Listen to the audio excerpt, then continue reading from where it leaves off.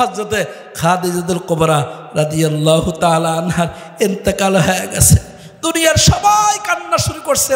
আম্মাজান খাদিজাতুল কুবরার গোসল হয়ে গেল, কাফনের কাপড় পরানো হয়ে গেল, কবরও দেওয়া হলো। আল্লাহর নবীর চেহারা লাল, চোখ থেকে পানি করে, শব্দ করে না। যেই হযরতে খাদিজাকে কবরের মধ্যে ঢুকায় দেওয়া হলো, এবার আমার পয়গম্বর একবার কবরের দিকে তাকায় কান্না করে, আরেকবার আকাশের দিকে তাকায় কান্না করে, আর বলে, হে মালিক, আমি আমার জীবন সঙ্গিনী খাদিজাকে আপনার কাছে রেখে গেলাম। আল্লাহ, আপনার কাছে রেখে গেলাম। এতদিন আমার কাছে ছিল, এখন আপনার কাছে আমি রেখে গেলাম। আল্লাহ, আপনি আমার খাদিজাকে দেখেন। নবীজি দাঁড়ায় কান্না করতেছেন। আবু বকর ডাক দিয়ে বলে, নবী চলেন না বাড়িতে যাই, সবাইকে মরতে হবে, চলেন না বাড়িতে যাই। হযরতে আলী ডাক দিয়ে বলে, আব্বা জান চলেন না বাড়িতে যাই, সবাইকে দুনিয়া ছাড়তে হবে।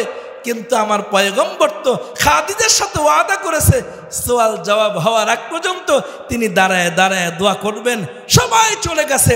নবীজি বললেন, তোমরা সবাই চলে যাও, আমি আসতেছি, আমার জীবন সঙ্গিনী আর দেখা হবে না। দাঁড়ায় আছে। এমন সময় হযরতে জিবরাইল আসছেন। আয়েশা ডাক দিয়ে বলে, নবী কেন দাঁড়ায় রয়েছেন আপনি? আল্লাহর পয়গম্বর বলে, ও ভাই জিবরাইল, আর তো খাদিজার সাথে দেখা হবে না। আমি খাদিজার সাথে দুইটা ওয়াদা করেছি।